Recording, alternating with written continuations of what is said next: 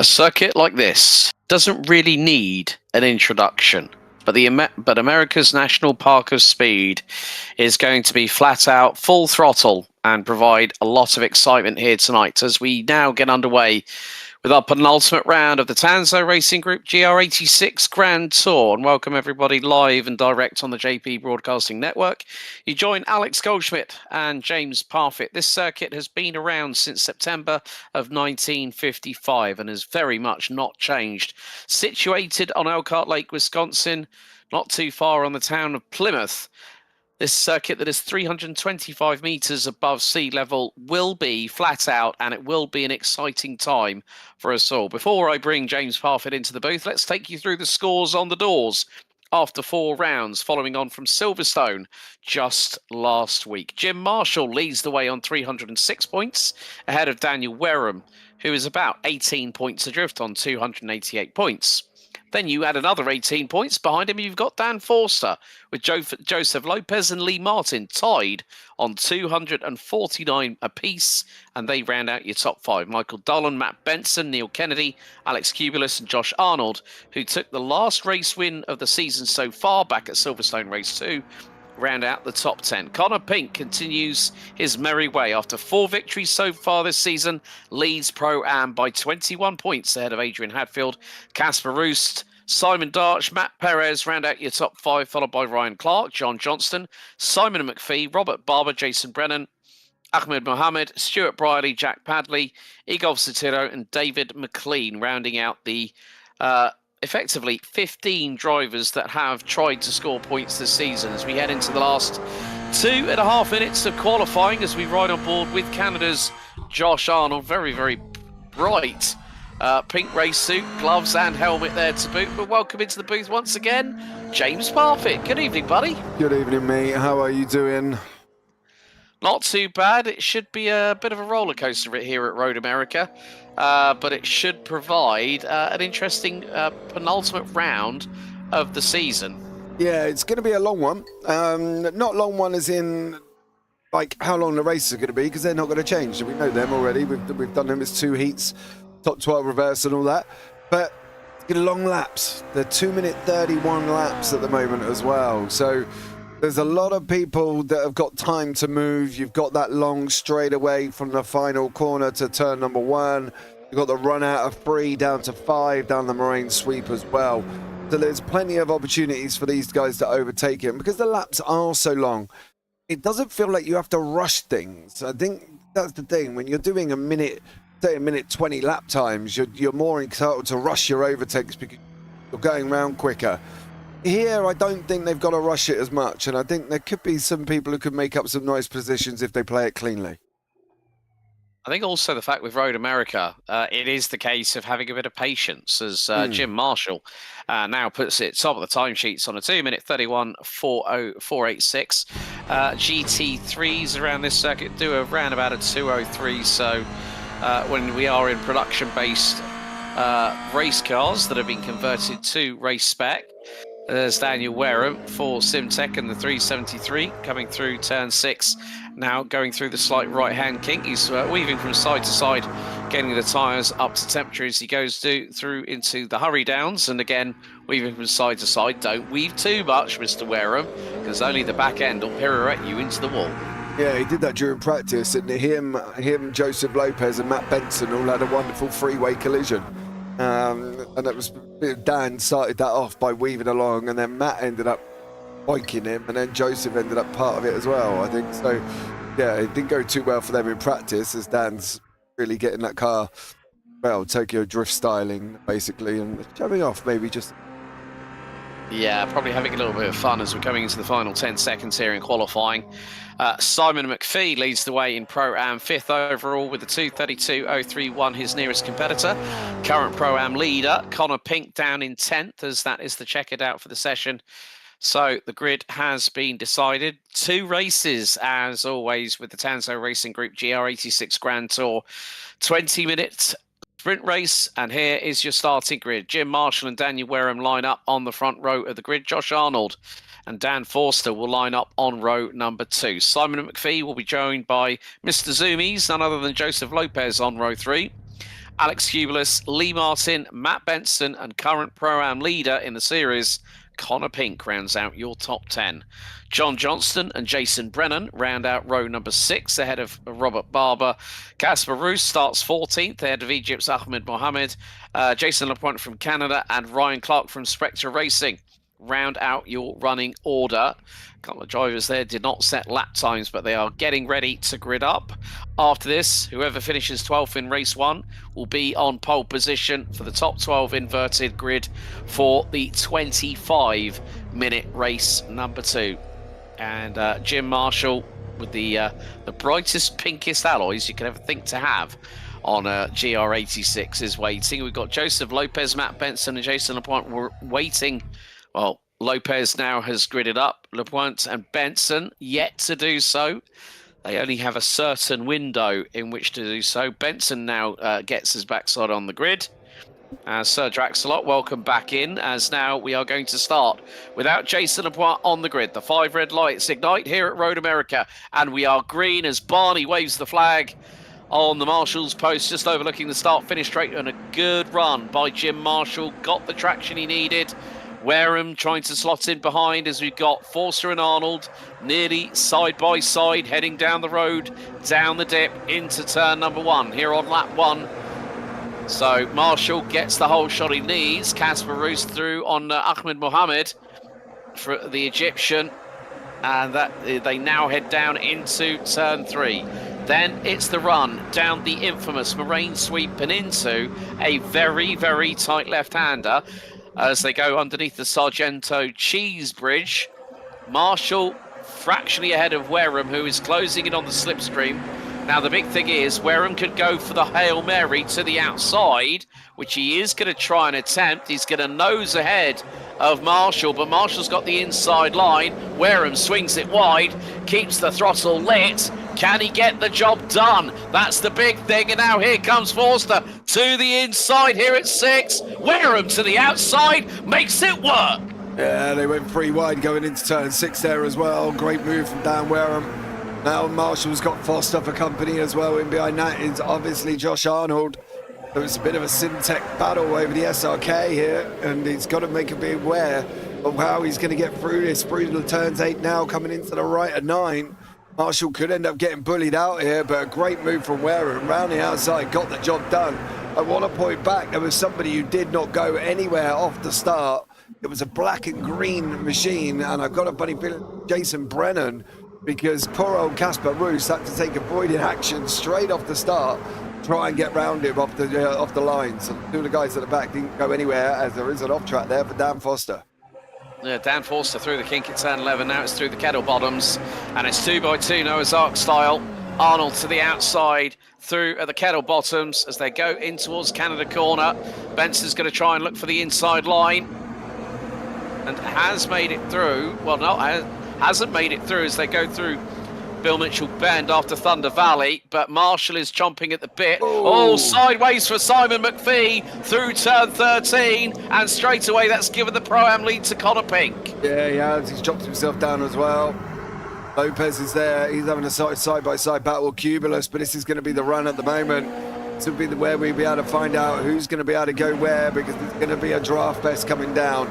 You can see Arnold is ahead of Marshall. Marshall pulls out, but he's going to pull out, and all he's going to hit is air. He's not going to hit anything else. It's basically a wall of air going down into turn 1. It's going to take so long. He's got to be so brave on the inside. Doesn't manage to get it through on the run out of 1, but the problem is he's got Benson coming at him on the run down of 3.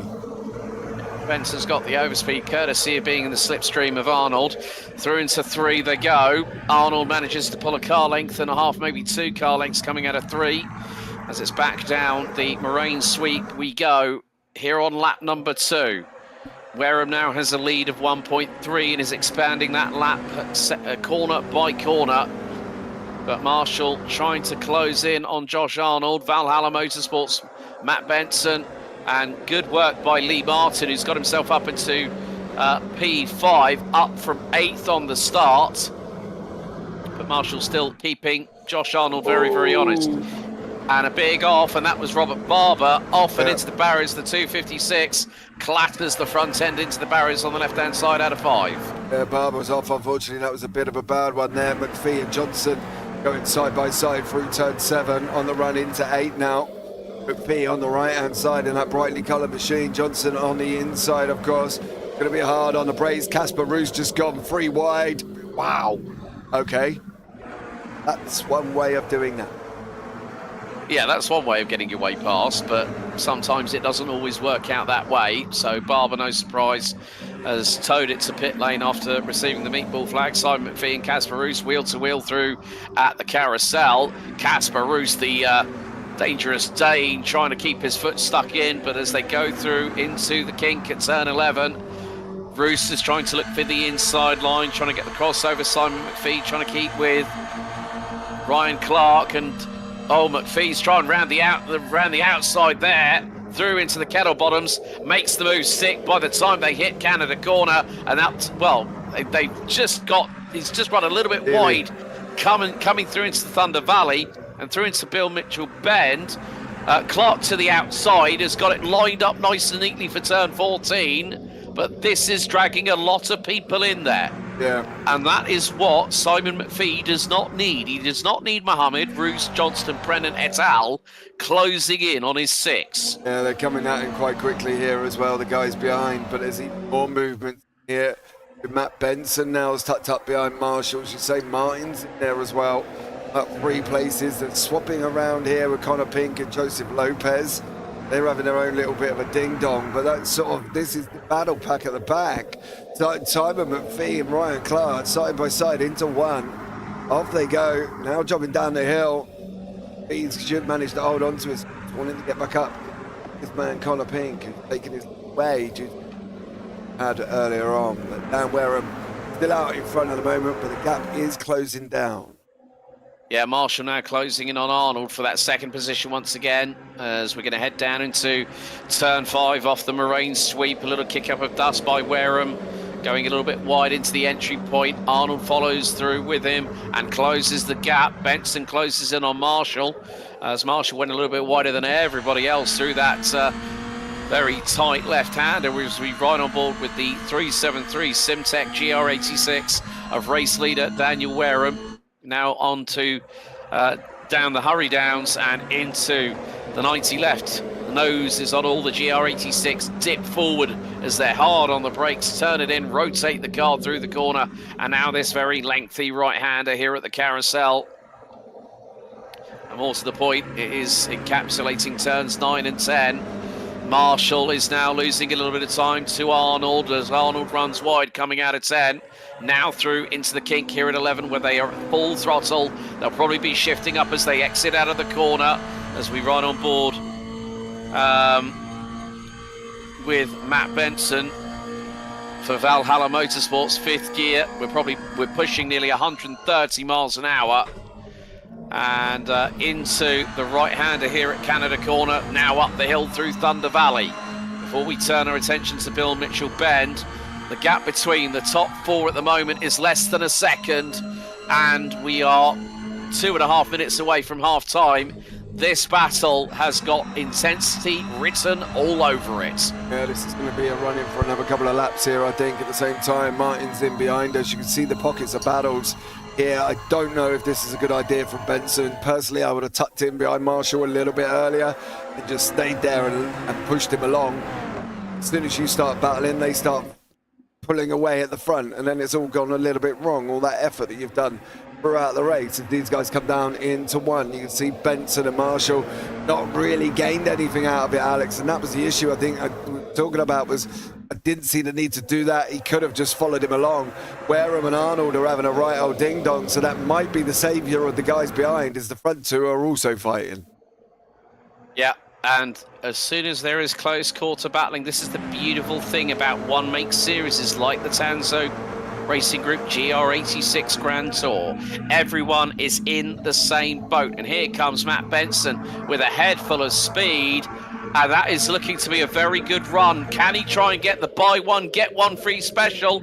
He's to the inside, but it's Wareham that's trying to keep his lead. He has done, because Arnold tried to the outside. That's brought Marshall back in, and look at Lee Martin. He has been waiting patiently as Alex Kubulus gets a slow down penalty. The newcomer that only joined us a couple of rounds ago and is losing time to Connor Pink, the Pro-Am leader, who is currently sitting in 8th overall. And there's actually been some drama there, Alex. Give me 2 seconds here. I do wonder whether or not these three have had a bit of a ding-dong. Oh, no, somebody's going to send them in. Jesus. Oi! Ryan... Brennan, I think. Because that was... Simon. Yeah, well, no, that was... I think that was... Was that Ryan Clark, possibly? No. Ryan Clark's behind Simon McPhee. And then, bang! Oh! Skittles at turn 5. Yeah, that was Jason Brennan, who has just literally caused a two-way pile-up from absolute miles away. I don't know if he's just got it wrong, or I'm not sure. But I think that's what went on. I think he had an Alex Wirtz lack of talent moment there, maybe, possibly. Yeah, he probably had a zero IQ moment. I'm not entirely sure where that come from, but whatever he did, he literally sent it from miles away and got it all wrong. Which is not good for the guys behind. Simon McPhee's now in pit lane, of course, after that incident. So, yeah, a bit upsetting for McPhee after qualifying on pole, of course, Pro-Ams. Yeah, and now it's a quintet of drivers at the front end of the field, covered by 1.1 seconds as we now complete lap 4, and on to lap 5 we go. So Wareham from Arnold, from Benson, from Marshall, from Martin. These 5 drivers are very much inseparable. Dan Forster is a little bit further back in the distance to the tune of 3 seconds. As Arnold showed his nose to Wareham through turn 1. Benson was there ready to pick up the pieces.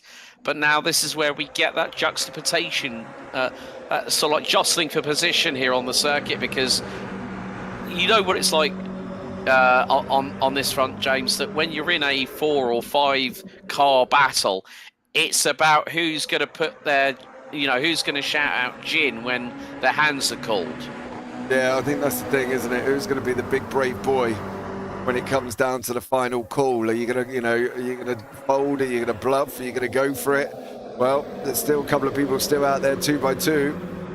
Of Arnold, Wareham, Benson, Marshall, Martin, all still going for it. These front 5 have been inseparable throughout the whole race, of course. And going at Dan Foster, driving around trying to catch up to these guys. If he keeps going, there could be a good opportunity for him to get involved here because of this situation with them fighting. Then you've got Connor Pink, who's got Lopez not far behind, and Alex Kubulus. They're having their own little bit of a ding-dong battle as well. And then, of course, we've got after the collision that's probably separated most of this pack, Don Johnson, Brennan, Casper Roos with Ryan Clark. They were all a little bit closer from what was earlier on, of course. So, yeah, still some battles to go, and we've got 8 minutes on the clock. Yeah, so now, again, the gap has opened up this time between Wareham, who's now been passed by Josh Arnold for the race lead. Benson in P3 has got Marshall breathing down the back of his exhaust pipe. Martin is nearly there, 3.5 tenths behind. Forster could be waiting for the opportunity to pick up the pieces, because there's one moment whereby if you roll those dice, you're either going to get snake eyes or it could be lucky number 7. However, Wareham is not letting Arnold get away. They might be teammates under the Simtech umbrella, but when you think about it, Wareham is battling for the series. And when you consider the fact that the more distance he can put between himself and Jim Marshall, that could be crucial in not just this race, but the next 3 to go, because after this week we head to the fastest circuit in the United Kingdom.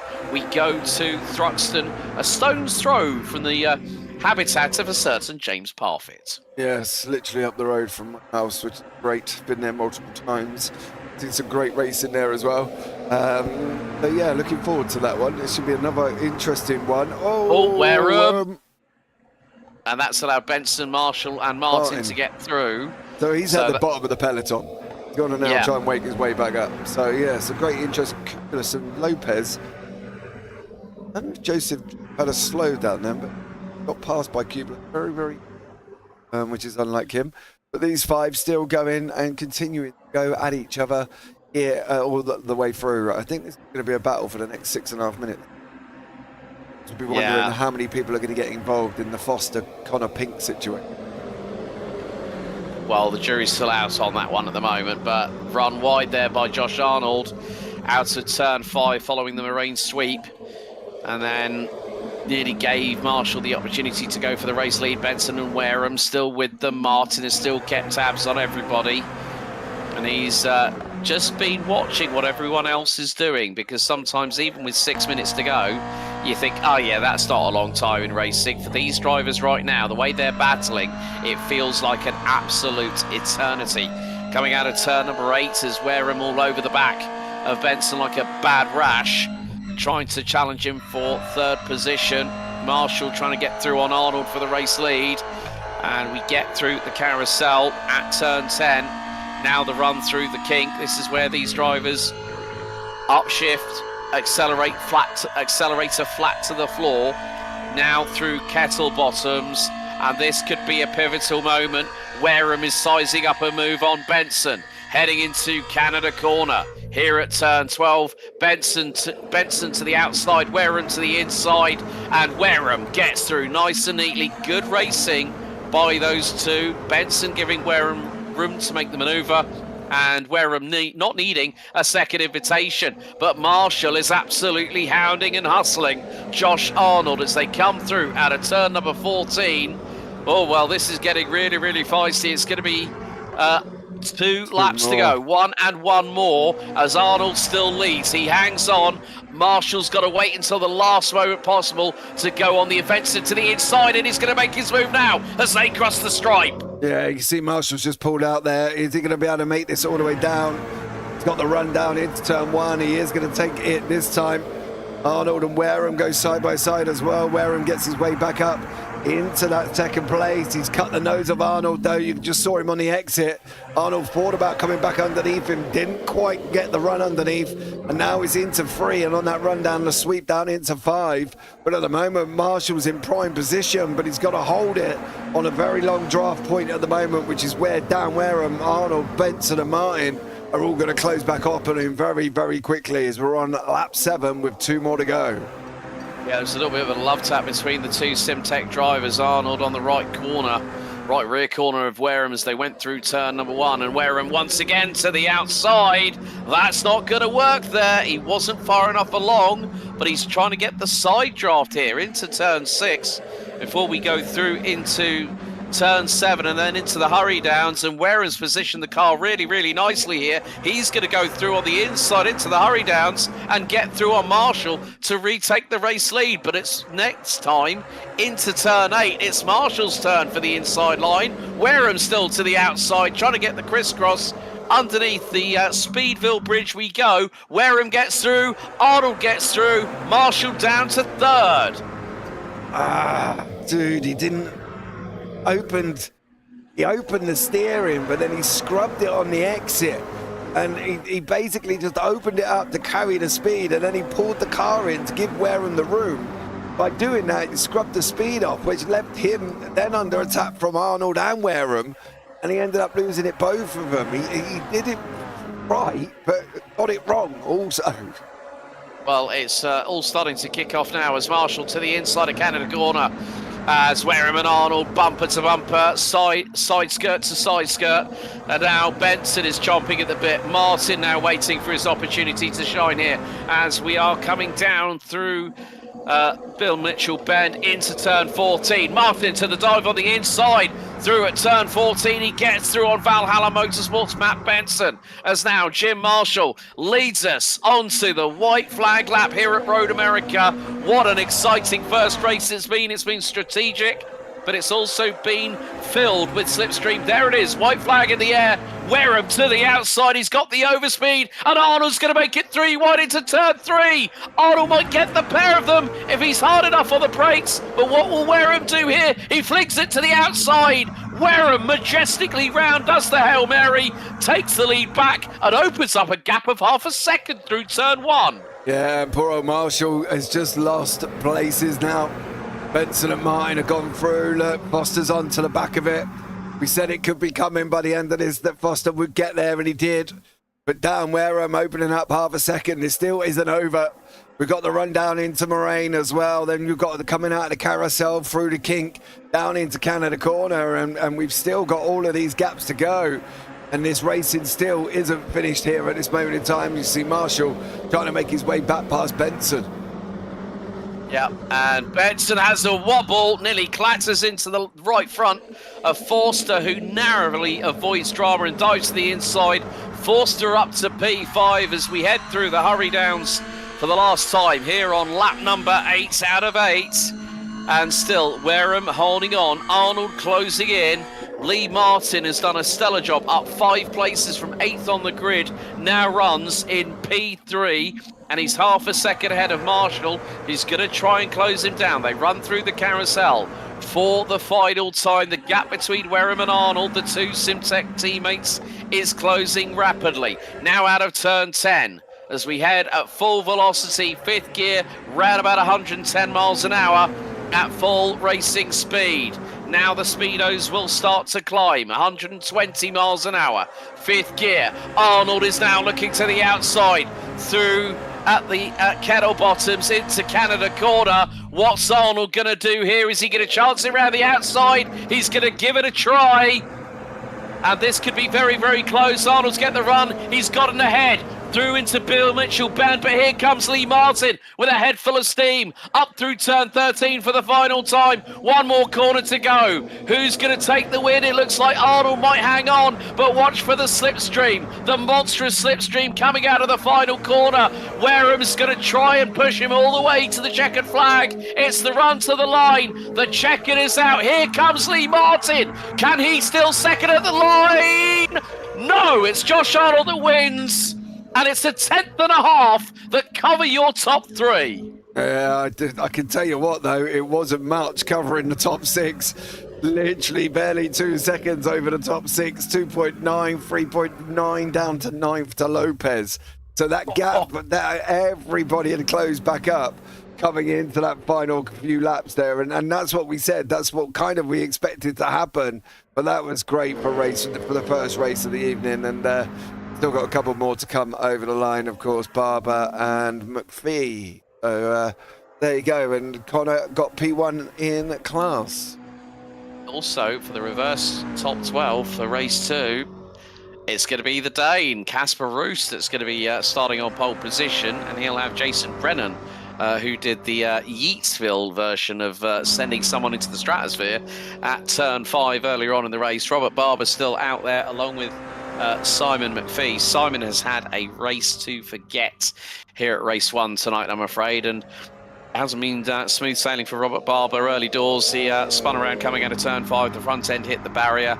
Enough damage to facilitate a meatball flag, and the 256 would end up taking a tow into pit lane. But great racing that we have seen over this first race. Folks, you want to strap yourselves in, because we've got a slight warm-up, and then we're back for race number 2 here at Road America. But, well, what can you say about that? Nothing much, really. No, that was a great first race, wasn't it? See how hard people were battling and putting their little bits in and everything else. It was a stunning run from them. So, yeah, great job from all those to be for the opening race of the year. So let's take you through the results of that first race for round 5 here at Road America. Josh Arnold winning by 7 hundredths of a second. Lee Martin finishing behind Dan Wareham by a further 76 thousandths back. Jim Marshall in 4th, ahead of Dan Forster, Matt Benson and Alex Cubulus. The top 7 covered by just under 3 seconds at the flag. 3.6 when you include Pro-Am winner, taking his 5th win of the series so far. SRK Racing Team's number 203, Connor Pink, rules the roost once again here in Pro-Am. Joseph Lopez takes 9th, head of Ryan Clark, Jason Brennan, Casper Roost, Simon McPhee, Robert Barber, Ahmed Mohammed, John Johnston, Jason Lapointe and Ryan Clark, who round out the finishing order. I think Ryan had a race to forget as well, because he was involved. Well, he was indirectly involved in the Skittles moment that Jason Brennan decided to accidentally instigate. Yeah. I don't really know what we could say about that. He just come from an absolute mile away and went and torpedoed it straight into everybody else. So yeah, not a good look, but there we go. Mistakes happen, I'm sure. And Jason has just apologised on the Discord, saying to whoever I took out, I'm so sorry. Credit where credit is due. So for doing that, I mean, at the end of the day, people do make mistakes. We are all human at the end of the day, and it does happen. Yes, it does. Been there and done that myself. So yes, it definitely does happen. I'm going to cheer him up just. Oh, oh! You sent the perfect gif as well. Well done, well played, JP. I know. Thank you. Make him feel a little bit better. You know what I mean? Yeah, exactly. I mean, sometimes you have a low in racing. We all know that's part and parcel of motorsport, even in the world of sim racing. And Road America is when you get it all lined up and it's all working well, you're happy as a sandboy. But when it all goes horribly wrong, you feel like, why me? Yeah, there's not a lot you can do about it, dude. If he sits back and he's apologising, what else can he do? He can't do nothing else, can he? He's just going to have to go, yeah, I messed up, made a mistake. It won't happen again. That's it. Yeah. Nothing else you can even consider, So, but yeah. I think a lot of drivers are deciding, well, after that very, very spicy encounter here at race 1, race 2 is going to be even more fraught with strategy, JP, because it's going to be 25 minutes. And the drivers will, again, I think we'll probably pretty much have a repeat, but it's going to be that little bit longer where we'll see the race completely unfold. Yeah, that's the thing. It's going to give the guys more time to come through the grid, right? We know that. That's going to be the given for them. They're going to have longer to come through. The laps are longer as well, which gives them more room to get the overtakes done. So they should be able to make their way quite far up the grid. Some might even be able to get to the front, the likes of Marshall, Ware and Benson, the other fast ones, of course. So we'll see how they all get on and see whether or not they can make this clean, or are we going to see some repeats of some of the second races where it hasn't necessarily been clean? So let's see how they get on. They've got longer here. They've got a longer lap. So, they might be all right.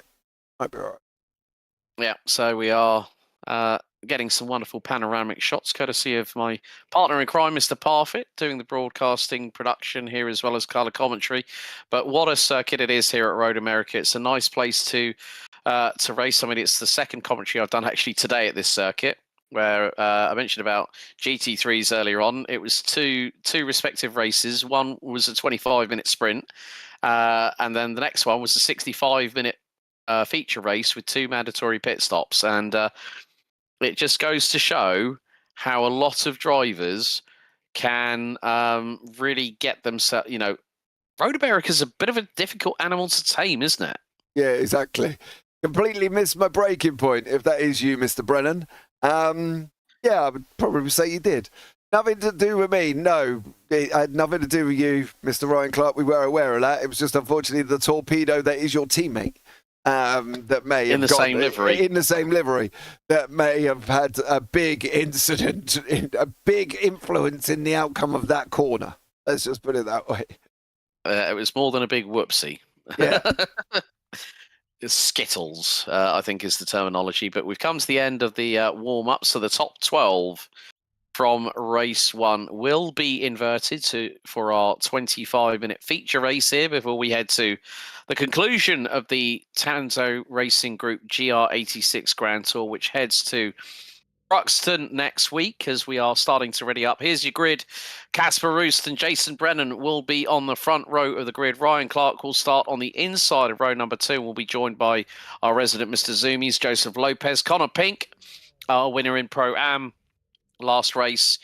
Could he go for 6 wins so far this season? Well, we'll have to wait after 25 minutes. He'll be joined by Alex Kubelis on row 3. Matt Benson and Dan Forster, row 4. Rounding out the top 10, Jim Marshall and Lee Martin, followed by Daniel Wareham and the sprint race winner from earlier on tonight, Josh Arnold. Following that, Simon McPhee, Robert Barber, Ahmed Mohammed, John Johnston, And Jason Lapointe, I don't think is going to be joining us. He didn't make it to the grid for the first one, but we are just waiting for Messrs. Brennan and Clark to ready up. There's the brightly coloured white, blue and pink 219 entry of Kasper Roos, the man from Denmark, who always jumps in for a quick chat whenever we've been racing. But the 5 red lights are on. Everyone's readied up on the grid. Oh, Brennan might get done for a jump start there.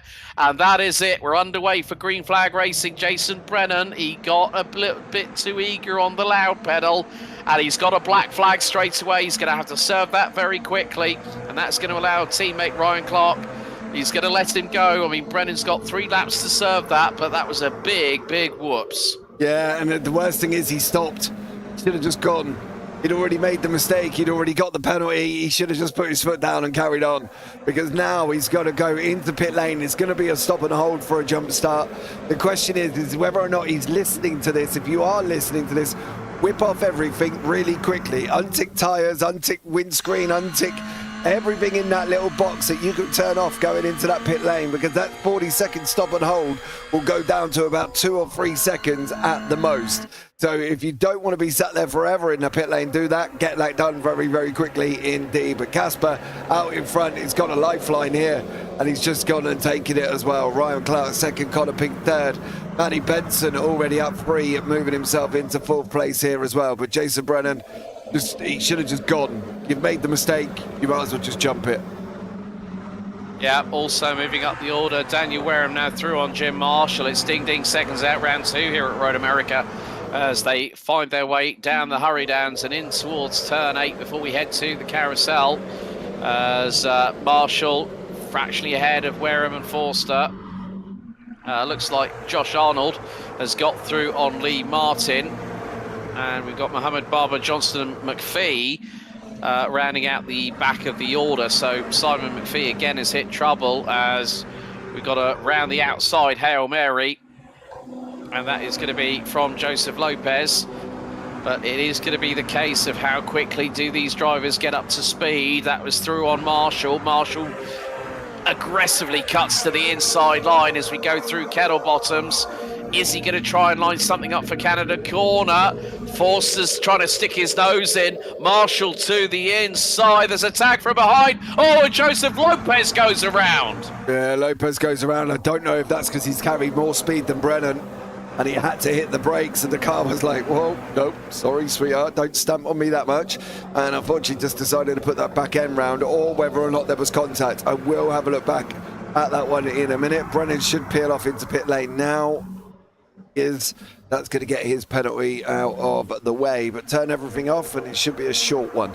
Connor Pink now goes alongside side by Ryan Clark at this moment in time, but Kasper Roos still out in front. I do want to have a look back at this Lopez one, find out if there was contact or not. I think it was a little bit of a touch to the back of Brett. Oh, well, he's going to, let's have a look. Yeah, bang, there's the contact, and there's a second touch, Carried bang.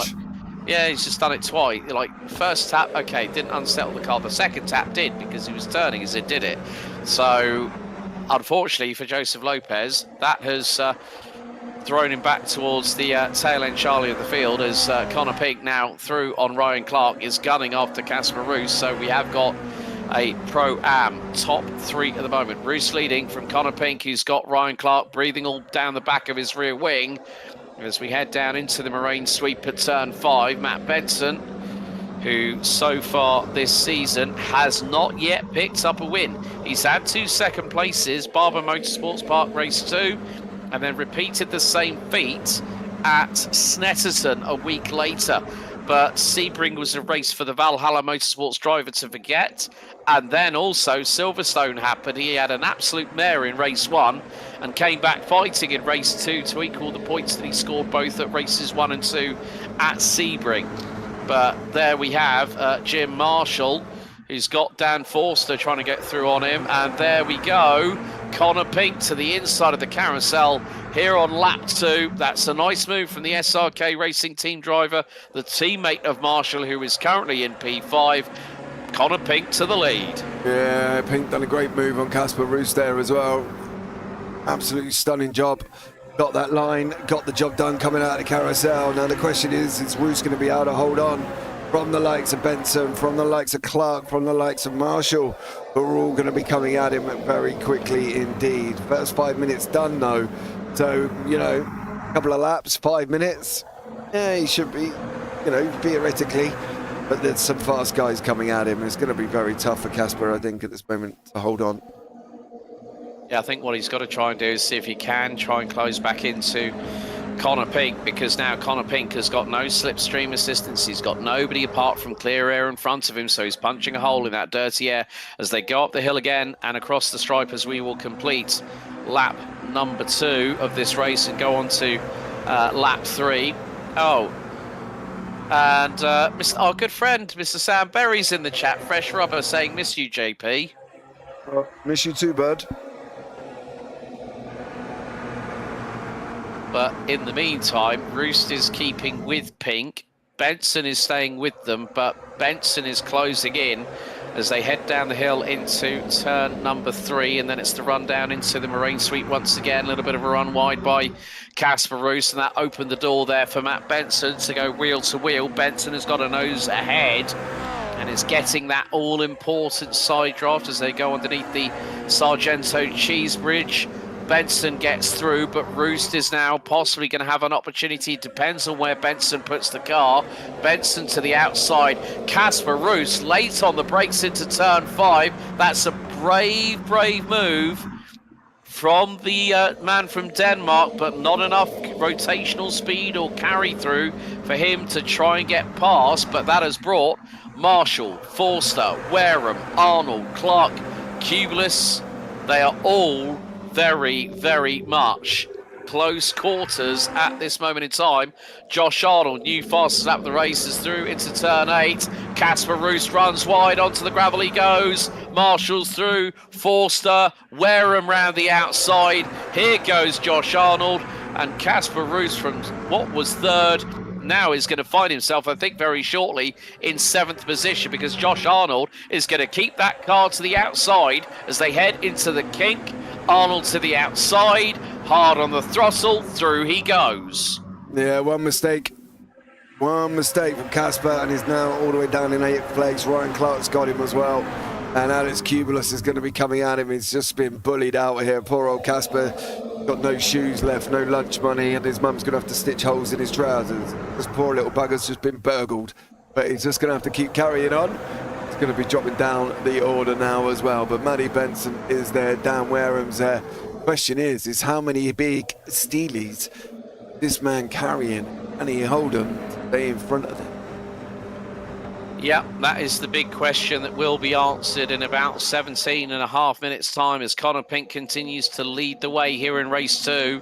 He's not only the Pro-Am Series leader, he's looking for possibly a first overall race win of the season, but we still have 17 minutes on the timer remaining, as now it's strength by numbers because Forster and Arnold are trying to get through on Marshall, and well, Wareham's got through. He literally sent it like he meant it, did the old Danny Rick and lit the stamp and got through on Marshall, which means that the way things are standing, Ooh, Marshall. Oh, that was definitely exit stage left coming out of turn 3. But the title will go down to the wire at Thruxton next week. Nothing is set in stone. And we have got Arnold and Forster, all the 2 Simtech drivers, side by side. Forster, oh, there's that. Who was that in the wall? That was not Forster, that was Arnold. He made a complete hash of it. Up and down then? I don't know. Like, Arnold, I think, just carried too much speed. Hold on. 2 seconds. Sorry. Yeah, so there's Arnold on the right, Forster to the left.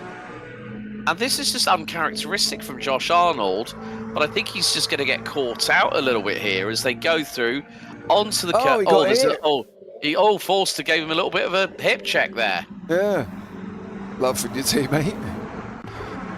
Yeah, it's like love you too, bruv. Yeah. You know, it's like the film with Danny Dyer when he goes, "Nice one, brother." Human Traffic, if anyone might remember that. Yeah, he just went and put him straight back in the wall, didn't he? You know what I mean? Yeah. So, there you go. But yeah, going to be an interesting 15 minutes here as well. Dan Marshall. I'm blinking creating love children here. Dan Wareham. Dan Wareham and Jim Marshall still got fighting to go, of course. So I'm going to look forward to seeing how these guys are going to get on here and whether or not they're going to be able to get to the end, or are his old boy Connor going to hold on? Yeah, well, if they start squabbling, something's got to give. It's going to be unstoppable force versus immovable object. And at the moment, well, Dan Wareham is leading that charge. So now Connor Pink has got a lead of 0.8 of a second. Matt Benson now NASCAR style bump drafting on the back bumper of Dan Wareham. And Marshall has decided to make it 3 in a line. You cannot cover them. You can't even put a cigarette paper between them, all 3 of them at the moment. They are that close. One wrong move and something's going to go awry as Connor Pink loses a heap of time. And the lead was 0.8 coming out of the final corner. It's gone over to just 4. So that gap was halved within the straightaway here at Road America.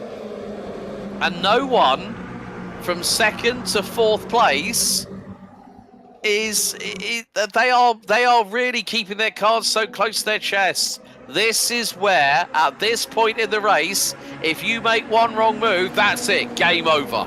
Yeah. And then what's worse is it's not just game over for you. There's 3 other people involved in that, and it will also be game over for us at the same time, because Marshall to the inside, that was brave! Marshall went for it. Wareham catches the grass on the outside of turn 5.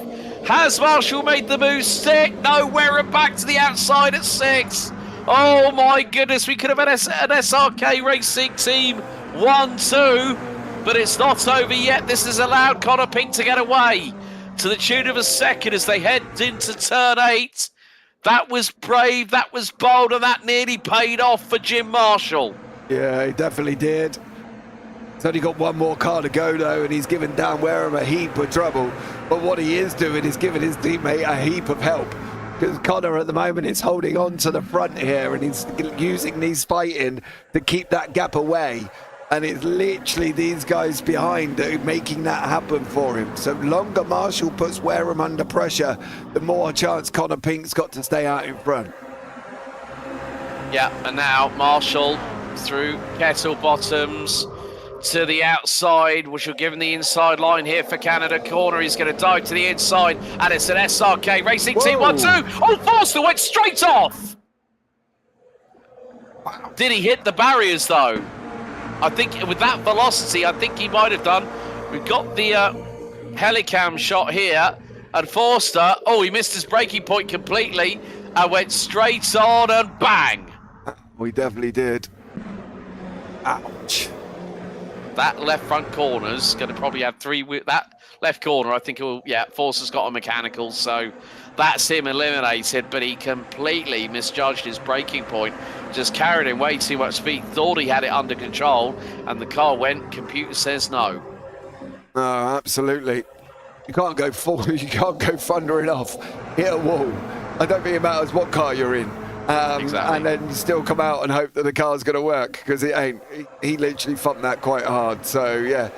But you can see what he did. He went in too quick, couldn't get the car slowed down, exit stage left not to hit the people in front. And then, of course, just couldn't get it stopped before he went and whacked the barrier. So, you know, for Dan Foster, it is a bit of a shame. But for Marshall, Wareham and Arnold and Benson, another position that they ain't got to worry about. Yeah, so Wareham fractionally a nose ahead, possibly here, going into turn 5. He's got the inside line on Marshall through at 5, and he's trying to give Connor Pink a little bit of hustle up the road, so to speak, as they go through into 6. Connor Pink, we've known Connor for quite a couple of years now, quite a few years now, you and I, JP. Yeah. And he's been racing in GT3 racing for, obviously, for Tanso. But it's great to see him, again, just showcasing the skills that we were captivated. I still remember when he ran in a McLaren 720S GT3 with the good old Marlboro McLaren livery, then changed it to the West livery, then changed it to the Vodafone livery. and he was an absolute weapon in that car. And now we see him battling at the front of the race here at Road America, of all places. It's nice to have a little bit of refreshment at the change at the sharp end of the field, isn't it? It definitely is. It does bring the plenty more options of racing. What he can't do is leave that door though like that. He needs the inside to counter the corner, but he has given Wareham. Wow, he gave him an absolute ton of room. And Wareham's going to throw it to the outside here at turn 12, but now his teammate is alongside him. They go through into Bill Mitchell Bend here at turn 13. Having gone through Thunder Valley, it's nearly 3 wide as Arnold gets through. And Connor at least now knows, well, I've had my 15 minutes of fame at the sharp end. And look, he's even given a hip check to Matt Benson saying, oi, sunshine, don't try that. And now here goes Marshall. He's pulled out behind, alongside Wareham as they are literally nose to nose along the stripe. 9.5 minutes to go. We are now on lap number 7, and it's the Simtech strength in numbers once again. Wareham to the outside here at turn 1. Marshall deeper on the brakes. This could be Marshall's corner as well as for T3, but that depends on what Josh Arnold decides to throw at the 2 in front. And that includes possibly not just the NFL playbook, JP, but maybe if even the taps in the kitchen sink and the associated pipework to go with it. Yeah, I think he's got to try and give it everything. That's the problem. And this is the thing. I'm not disappointed that Connor didn't defend that more. I am and I'm not in a way, because I knew he wouldn't be able to for long, but he didn't really give it a go, and I think that was the disappointing thing. Like, you know what I mean? And I get why he didn't. He's leading the Pro-Ams. There's no reason why he needs to be doing it. But I'd like to have seen him giving it a little bit more of a elbow out situation. Do you know what I mean? Yeah, I hear you on that one completely. But I think it was only going to be a case of time that the clock was ticking, and Connor knew that at one point he wouldn't be able to battle them that much longer. But now it's Dan Wareham, who has won 3 races. He had a 0 at Snetterton race 2. So he's had 3 wins, 2 seconds, a third, and he had a 30-point score at Barber Motorsports Park at race 2 at the opening round of the series.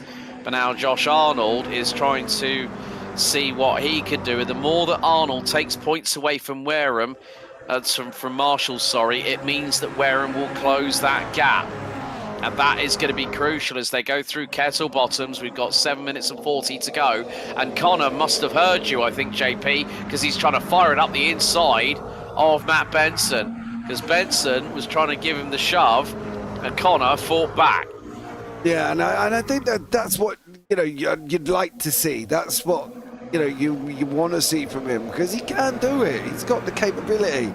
You know what I mean? And that's the thing. I don't see any problem why he can't go and have a go here. I'm quite surprised Casper Roos has hung on to 7th. He is down 6 places, but we did see him get a little bit bullied out earlier on, of course. Lee Martin's still in behind that, and Ahmed Mohammed's coming at him as well. So maybe Casper got a little bit defending to do to go with it. But Dan Wareham, Marshall, and also Arnold nearly 3 wide going into 1. Oh, this is getting so close. So if you are watching at home, if you've got your popcorn and your beverage of choice, strap on in and make sure you don't bite your fingernails to the quick, because we have got another titanic battle for the next 6.5 minutes. It's 5 drivers covered by 1.1 seconds, and rounding that out is Pro-Am class leader and series leader Connor Pink, as Josh Arnold and Dan Wareham, they go to battle once again. And let's not forget at this point that it was Arnold that took the win by 7/100ths of a second. I've got a feeling here, JP, we could be on for a photo finish like we had in race 1. Yeah, I've got a funny feeling you could be right here. And it's going to be the run out that final corner, turn 14, up to the start, over the start-finish line. That's going to be the moment, because it's a long run, and you're going to have obviously a big old draft fest in behind. Yeah, so 5 3/4 minutes to go. Dan Wareham leads, looking to pick up his 4th win of the series.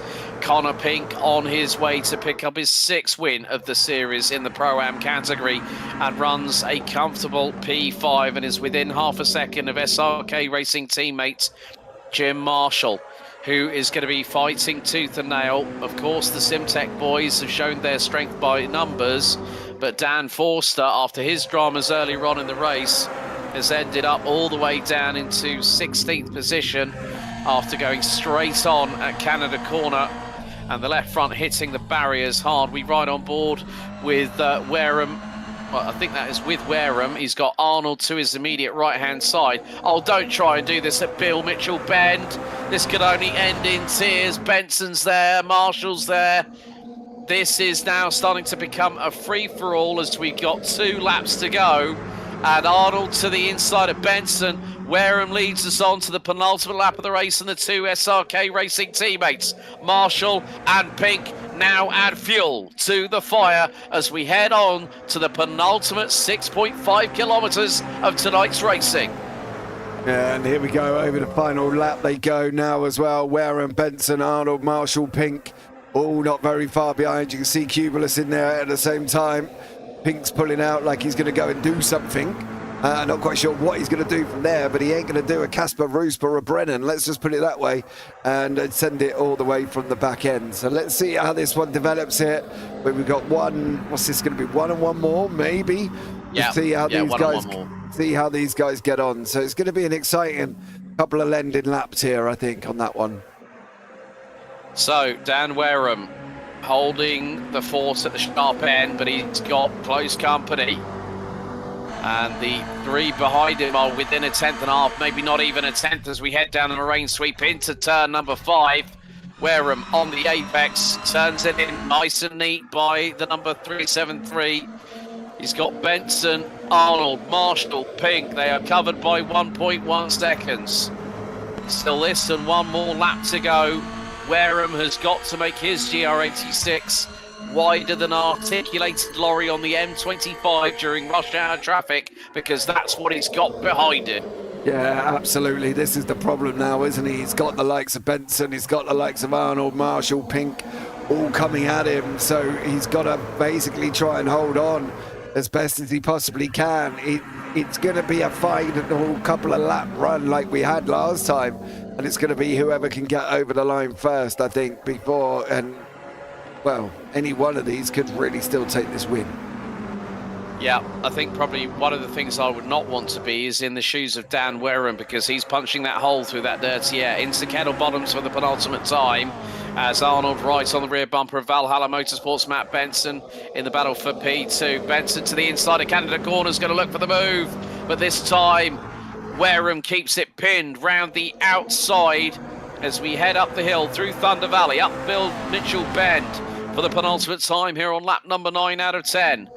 Dan Wareham, do not leave the door open like that, because Matt Benson could have been up there like a rat up a drain pipe. White flag is going to be out this time. 5 drivers now covered by 9/10 of a second. It's a NASCAR bump draft fest as we go across the line. White flag in the air. 1 more lap remains, and Arnold right up the rear wing of Matt Benson. Benson's getting a little bit of a push. He's looking to the inside. Will Arnold make it 3 wide into turn 1? It's going to be tricky to try and do that, but Benson's going to get the run through on Wareham. Arnold is wheel to wheel with his Simtech Racing teammates. They nearly check up. Into turn 3, Arnold rubs on Wareham, and Wareham gets a little bit of a nudge, and Arnold to the inside of Benson through at 3, nudges ahead to the race lead, but keep your eyes on Marshall and Pink, bringing up the rear of this quintet. Yeah, these guys are now going to go at it again down the moraine. It's going to be a freeway fight. You can see Marshall's trying to find room. Benson's in there trying to get room. None of them can really have the room. The room is not there. You've got to all breathe in, go on a diet. Jenny Craig, do whatever you need. As you can see, the 2 of them fighting it out at the front there. Wareham gone for a big old send. Benson managing to hold on. Arnold there, and Marshall is still not done. And we've got half a lap to go. Matt Benson now has a little bit of a moment at the sharp end of the field, but Dan Wareham through at turn 7 as we go into the hurry downs for the final time. And look, Alex Cubulus is not that far behind. And Marshall looks to the inside of Arnold. And Arnold runs wide. Arnold runs wide. That does not help him going into the carousel, but he's going to got the inside line. Marshall's about half a car length ahead of him. And they're going to check up here through out of turn number 10. But this has opened up the gap between Benson and Marshall as we run through into the kink. But Arnold and Marshall will be nearly side by side. Marshall to the outside. That is P3, but not for the moment. Cubulus is there, and he's got the run on Connor Pink. Connor Pink drops to 6th place. But Benson versus Wareham, it's going to come down to these final 3 corners into Canada Corner for the final time. Wareham is just ahead. Marshall trying to get through on Arnold, who makes a mistake, and Marshall is back through for P3. Up the hill we go through Bill Mitchell Bend and turn 14. Now what's Benson going to do here? He's going to use the slipstream. That's very, very shrewd strategic racing as now we hit 0 on the timer. Wareham looks to go one way, then the other. The checker is out. Benson's now going to pull alongside. Will the side draft help him? No, it's Wareham by a whisker. Yeah, Marshall and Arnold in behind that. Cubulus got done by Pink at the line. Simon McPhee also just lost out to Ryan Clark. And Jason Brennan is having a right old go with Robert Barber further back as these guys coming into the final corner as well. But they were a lot closer as well. So great racing from all of them. Wareham, Benson, Marshall and Arnold separated by not a lot. We said it last time. What was it? 3 seconds for the top 6? 1.9 for the top 6 this race around. Well, would you believe it? What a race. And I'm afraid to say, Matt Benson, you've got to wait another week to go for another victory because he got pipped by less time than Josh Arnold pipped race 2 winner, picking up his 4th win of the series, Daniel Wareham for Simtech. Absolutely brilliant stuff by him. Connor Pink, I think one more podium. That will probably do the business for him for the Pro-Am title at Thruxton in a week's time. As Dan Forster, a shame for this man from Simtech in the 300. An exit stage left at Canada Corner at high speed meant the left front was a complete mess, but he brings up the field. Let's take you through the results of what was another exciting race here at Road America. The roller coaster has ended for the evening, and on the adjusted gap across the line, it was 32 thousandths.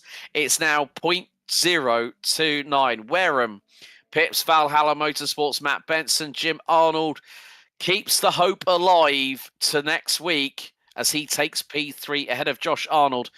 Connor Pink has done what he's needed to do. 2 wins, even led the race for the majority of it as well. Rounds out P5 and takes the Pro-Am class win. Alex Cubulus, Lee Martin. Well done to Egypt's Ahmed Mohammed, taking 2nd in class ahead of Ryan Clark. Simon McPhee taking P10. A better race for Simon. That one 4th in the class ahead of Joseph Lopez. Casper Roost, John Johnston, Robert Barber, Jason Brennan, and Dan Forster being the last classified driver across the line, with Jason Lapointe not taking part in either race at all. But, well, where to start with our interviews? I think the first thing we need to do is bring in our resident whirling dervish behind the wheel of an SRK car. Let's bring in Connor Pink, because he's done the double tonight. Connor, Silverstone, double bubble, Road America, double bubble. How does that sound? Just absolutely amazing. Yeah, I wasn't really expecting it. I love Road America. I know my way around the track, but I've never really driven it in a GR86, and I got back from a family dinner at 7:30 this evening and jumped in the car. So yeah, absolutely amazing. Yeah, I was leading that second race for a while, and then the boys just caught me. It's just nothing I could do about it. It was just try and help Jim up into a podium position then. Yeah, which did actually happen because your man got P3 at the end of it all, but still, you're effectively one podium away, I think, from wrapping up this title next week at Thruxton. of course, the focus will be on the racing, not thinking about the championship at this point. Yeah, definitely. It's still Thruxton to go. You never know. Could crash out of both races, and then it could make it real interesting. So it's all about just keeping it on the track and trying to keep going. Well, Connor, well done tonight with the double here. That's twice in a row you've done it. Once at Silverstone, once at Road America. Before we let you go, buddy, anyone you'd like to thank? The usual, you guys, the missus, and anybody watching. It was really good racing tonight. So yeah. Brilliant. Connor, thanks for your time, buddy. Really appreciate it. See you next week for the season finale at Thruxton. Cheers, guys. Okay, after Connor Pink, let's bring in Casper Roos, who ended up 12th in the first race. Casper, were you quite surprised to be in P12 and then ended up on the reverse grid pole for race 2? I was hoping that I could just get 12th. Those 2 races, I have no clue what happened. I was doing so great in practice, and I was racing very closely with Jim, and we had great battles. Nothing went wrong, and as soon as the races began, I just forgot how to drive. Oh. Which is also why why some of the dive bombs happened that were not at all meant to be. So a little bit of desperation creeped in then for you, did it? No, just the bad lack of talent. I just ran completely out because a lot of the dive, I think maybe one of the dives I did, 1 or 2, might have been like, all right, I'll try something. But those that I actually tried, I was able to back off before anything happened. All the ones that I crashed into someone or pushed someone wide, that was just me forgetting how to drive and just, oh well, fuck. I'll try and see if I can save this. Spoken like a true Dane, but still, you managed to bring the car back home across the line, both races, still get yourself some points. Before we let you go, Casper, anyone you'd like to thank, buddy? Not anyone to thank, just a public very much I'm sorry for anyone that I pushed wide, but other than that, no, I'm just happy that I'm still somewhat ahead in the standings, so should be pretty far ahead lead for me and Connor for the last race. Indeed. Well, Casper, thanks so much for your time, buddy, and we'll see you next week at Thruxton for the finale. Yep, I'll see you next week. Okay, time for our last post-race interview in this show. Jim Marshall, that's been a tough couple of races for you, mate. I mean, at one point you were leading, then you're down to P5, but still, you made the best of it.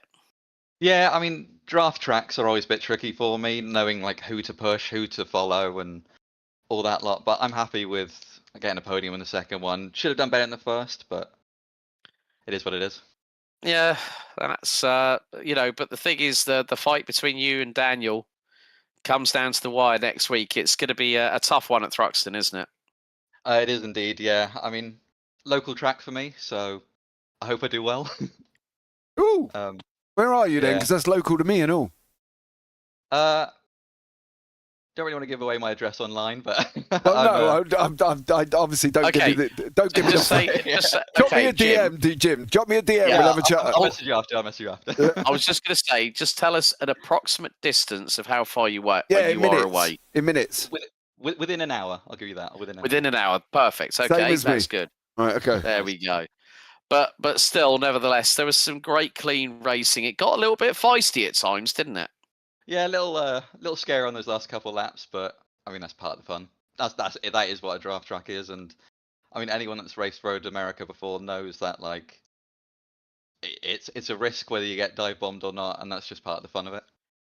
Well, listen, Jim, well done to getting that podium in race 2. A hard fought podium there, but still, we look forward to seeing how you get on next week at Thruxton. Before we let you go, anyone you'd like to thank? Yeah, thank all my friends and all my family, and I mean Connor. I mean, shout out to him for doing ridiculously well in that race and give me a little bump draft towards the end there. Brilliant, Jim. Thanks so much for your time. We'll see you next week for the Thruxton finale. Thank you. I'll see you guys then. Yeah. Well, 2 roller coaster rides here at Road America, Mr. Parfitt. That was just heart in the mouth stuff all the way through. Yeah, absolutely. And if you think that's going to be exciting, you wait till they go at the fastest circuit in the UK next week at Thruxton.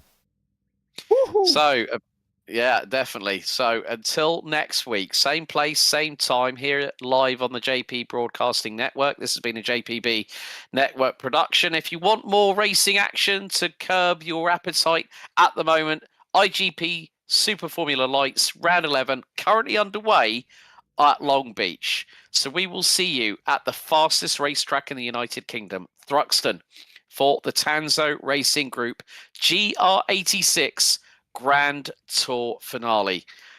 45 minutes of racing. Who will finish as our Pro and Pro-Am champions?